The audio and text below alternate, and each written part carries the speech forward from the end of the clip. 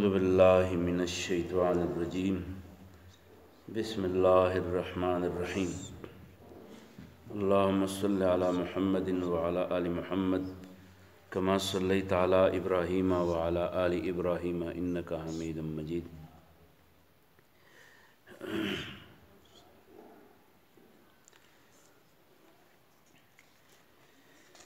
باب المسح على الخفين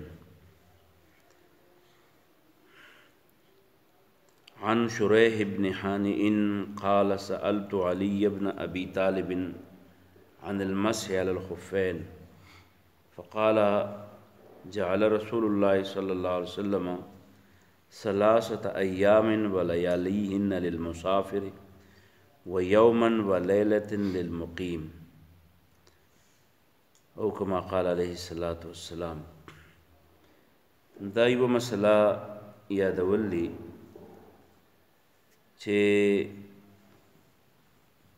اودس کول دا خو فرض دی، د من مخکې اودس کول لازمي دي، او که اودس ونشي نو بیا اسخ کته پورته کېدو یوازې د ثواب نه محروم کېدل نه بلکې باقاعده لویه ګناه ده. د اودس فرایض مونږ زده کړه چې د اودس په ذریعه باندې سړی ځان د نجاست نه پاکولی شي، او دا مو وی چې د مانځه 14 فرض دی، اولنی فرض ورپکې هغه د بدن صفایي ده، او بدن صفا کېږي یا په اودس باندې یا په غسل باندې یا په تیمم باندې. بیا په اودس کې م فرایض زده کړه چې په اودس کې مونږ وی 4 داسې کارونه دي چې هغه د قرآن د آیت نه ثابت دي چې فاغسلوا وجوهکم وایدیکم الی المرافق وامسحوا برؤوسکم وارجلکم الی الکعبین. مخ انځل دي، مټ انځل دي، په سر مسح کول دي او پښې انځل دي. دا 4 مسح کولو. یو څیز په دې کې د خپو د انځلو په حوالې باندې یو اجازت دی، هغه اجازت د انځلو په ځای باندې مسح کول دي، مسح. او د دې مسح انداز چې دی نو هغه شیعګان چې موږ ورته شیعګان ورته وایو، اهل تشیع فقه جعفری ځان ته هغوی وایي، هغوی خو مطلقاً خپې د انځلو په ځای باندې په خپو مسح کول چې دي نو دا فرض ګڼي او خپې انځل جایز ګڼي. خو اهل سنت والجماعت چې دي نو هغوی مسح جایز ګڼي په خاص صورتونو کې، او فرض هغه خپې انځل ګڼي. نو خپې انځل فرض دي، خو چې خپې انځل فرض دي نو په څه موقعو کې خو رسول الله صلی الله علیه وسلم خپې اړولې انځلې نه دي، په دې حدیثونو کې هغه ذکر کیږي. یو هغه صورت دی چې سړی په خپو باندې داسې یو څیز اغوستی چې هغه د سړي د خپې مکمل پټې کړي، مکمل پټې کړي. په دې زمانې کې مونږ هغې ته موزې ورته وایو، یا داسې بوټان چې هغه د دې پړکو پورې پکې د خپې پټي، یا داسې مضبوطی جرابي چې هغه د خپو نه په اسانۍ باندې نه لرې کېږي. نو داسې موقع کې رسول الله صلی الله علیه وسلم د عمل نه ثابت دي چې رسول الله صلی الله علیه وسلم خپه نه وینځلې، په خپې باندې لاس راښکودل لامده او بس دقې کافي شو. نو آیا زمونږ دپاره به څنګه حکمي؟ نو دا 2-3 حدیث چې مونږ وایو په دې کې زمونږ او ستاسو دپاره یو طریقه رسول الله صلی الله علیه وسلم د عمل نه ثابته شوه. هغه دا چې کله سړي دقه څیزونه په خپو وي، که غټ بوټ دی چې د پړکو پورې پکې خپه پټه، که داسې موزې دي چې هغه د پړکو پورې د خپه پټه کړې ده، که داسې جرابې دي چې هغه مضبوطې دي چې هغه د خپو نه وځي نه په عام حالاتو کې د ګرځېدو په دوران کې. نو داسې څیزونو باندې د انځلو په ځای مسح کول چې دي نو دا جایز دي. دلیل یې څه دی؟ دلیل یې حدیثونه دي. خو طریقه یادو چې طریقه څه ده؟ نو طریقه دا ده چې سړی به اودس وکي اول او چې اودس یې وکړو نو د اودس کولو نه وروسته دغه جرابې یا دغه موزي چې دي دا به واغوندي د اودس کولو نه وروسته. مثلا اوس تاسو اودسو مونږ اودس کړی نو دا موزې واغوستې اوس په اوداسه کې اوس دا تا نه دي ویستلي او د ماسپښین لمونځ راغی ایستلی نه دي او د ماسپښین لمونځ راغی نو دا د انځلو په ځای بس لون لاس پې راکاږه اقره سار په پاک حالت کې اغوستي دي بس هغه لون لاس پې راکاږه دې ته مسح علی الجوربین یا مسح علی الخفین ورته وایي. بیا مازدیګر شو بیا دقه شان چلو کا بیا ماښام شو بیا ماسخوتن شو بیا او بیا سحر شو او د 10 د ماتېدو نه مخکې 24 ګنټې نه دي پوره شوي د سحر لمونځ هم پې کولی شي خو چې ایستلي دي نه خو کله دې وویسته نو بس اوس لکه څنګه چې د سړي اودس مات شي دقه شانې د خپو د موضوع د ایستلو سره د موضوع مسه ماته شي بېرته به بیا اودس کوي. دا یوه مسله شوه چې موزې سړی اغوندي یا جرابې اغوندي نو په کوم حالت کې چې کله د اودس په حالت کې واغوستې نو اله هسې نه چې سړي جرابې واغوستې په 10 بجې باندې او سار یې لمونځ هم نه دی کړی اودس یې هم نه دی کړی او یا یې اودس کړی خو ماتې کړو او د موزې واغوستې او بیا ماسپښین پې بیا مسه کوي نو بیا پې نه کېږي ځکه چې په اودس کې خو نه دی اغوستي نو دا به د اودس په حالت کې واغوندي. یوه مسله دا شوه. دویمه مسله د دې متعلق دا زده کول دي چې څو ورځې سړی دا کار کولی شي. یو سړی په سفر روان دی په مخه ګاډي کې ناست دی کراچۍ ته دی 2 ورځې پکې تېرې شي 3 ورځې پکې تېرې شي د 3 ورځو پورې دره موزې نه دي ایستلي یا جرابې نه دي ایستلي یا په غذا کې دی نو 3 ورځو پورې دی په دې جرابو باندې یا په دې موضوع باندې یا په دې بوټانو باندې مسه کولی شي. خو که سړی په خپل کور کې ښه مزیدار ناست یو لاکډاوني او کور نه به نه وځي نو چې د کور نه به نه وځي نو په داسې حالت کې به بیا څه کوي نو د 1 ورځې او د 1 شپې یعنې 24 ګنټو پورې چې 15 منځونه پکې راځي دغه 15 منځونو پورې سړی اودس په ځای د خپلو انځلو په ځای باندې مسه کولی شي.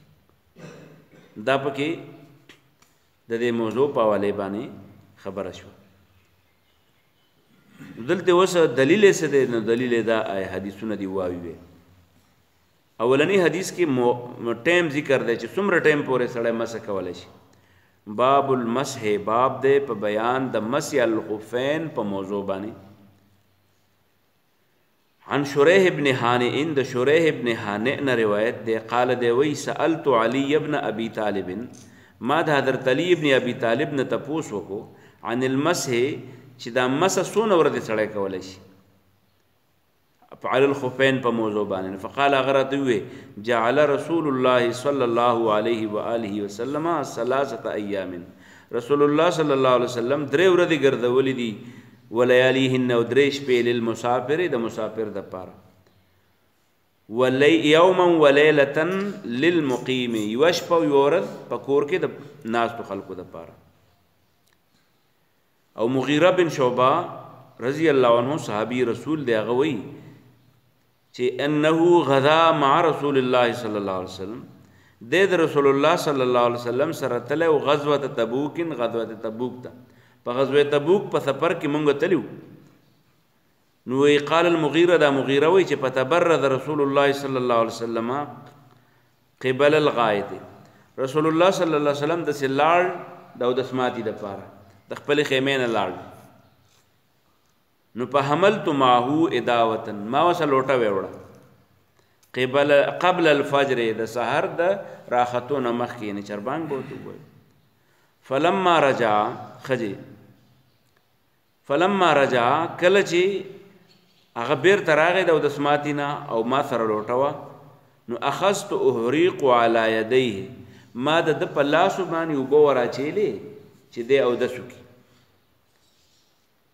نو فاخرج یدیه فغسل یدیه ووجهه لاس یې وینځل او د هغې نه وروسته بیا مخ ووینځو او علیه جبه او د یو مضبوط کوټ اغوستی و. جبه هغې دغه ته وایي چې د یخنۍ نه خلک اغوندي. جبه یې اغوستې وه من صوف د وړۍ وه، نو دا سخت دی. نو ذهبه یحسر عن ذراعیه، هغه لګیا شو د دې مټو نه یې داسې راوچتوو، خو هغه تنګه وه یا کلکه وه نو نه راوچتېده. نو وایي داسې یې ونه کړل چې په دې د پاسه داسې د لاس راښکول، دا یې وویسته داسې فنزعا، نو هغه یې وویستې. فضاق کم الجبه، وی د جبې هغه نستوڼی چې و نو هغه تنګ و، نو په اخرج یدیه، نو هغه لاسونه راویستل من تحت الجبتې، د کوټ د لاندې نه داسې راویستل. او چې د کوټ د لاندې نه راویستل نو القى الجبة علی منکبیه، کوټ یې په دې اوږو داسې راځوړن کړ. وغسل ذراعیه، خپلې سنګلې ووینځلې. ثم مسح بناصیته، بیا په سر باندې داسې مسح وکړه. وعلى العمامة، او کم په کول دغه چې په سر و د پټکې په هغې د پاسه دغه راښکو ده. ثم اهویتو، بیا زه راښکته شوم لانزع خفه، چې د هغه دا موزې زه وباسم، کمې موزې چې اغوستې چې هغه وباسم د څه لپاره چې دی اوس خپې ووینځي. نو فقال هغه راته وویل دعهما، پرېږده، دا پرېږده، دا مه وباسه. فإني ادخلتهما طاهرتين، ځکه دا خپې ما په اودس کې دې موضوع ته نه ایستلې دي، ما اودس کړی و چې دا موضوع مې اغوستې دي. نو په مسح علیهما، نو په دې خپو باندې هم څه وکړه، مسح وکړه او موضوع ونه ایستې.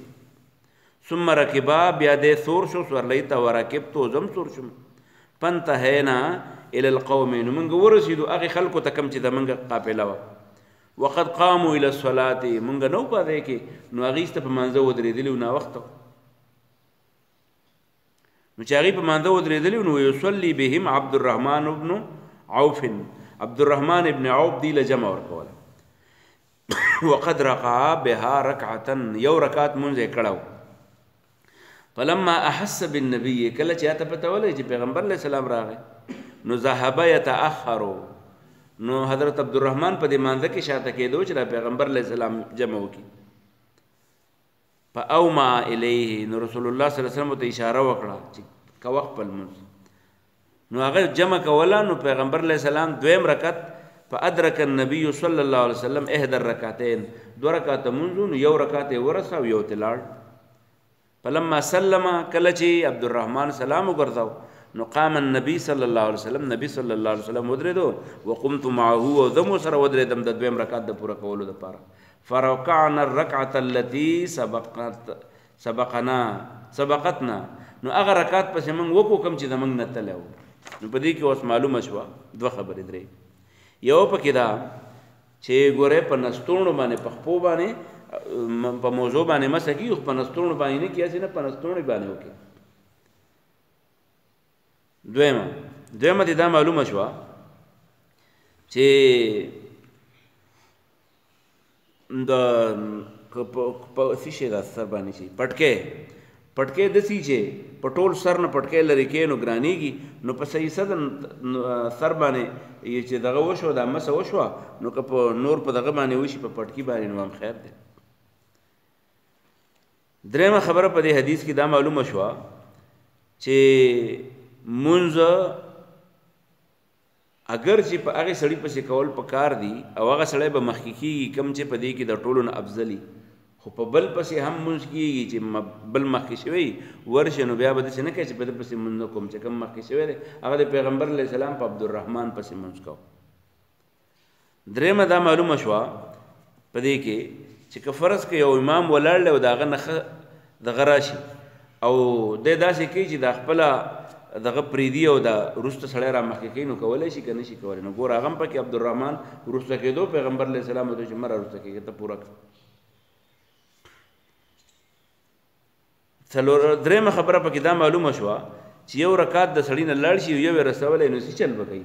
نو وایي چې هغه امام سلام وګرځوي، نو دا کم چې وروسته راغلی دی به پاسي او خپل رکعت به پوره کی، سلام به دی نه ګرځوي د امام سره، په نور ارته کې به د امام سره تابعداري کوي، خو په سلام کې به نه کوي، دی به ترې پاسي او چې خپل لمونځ یې پوره کړو ځان له به سلام وګرځوي.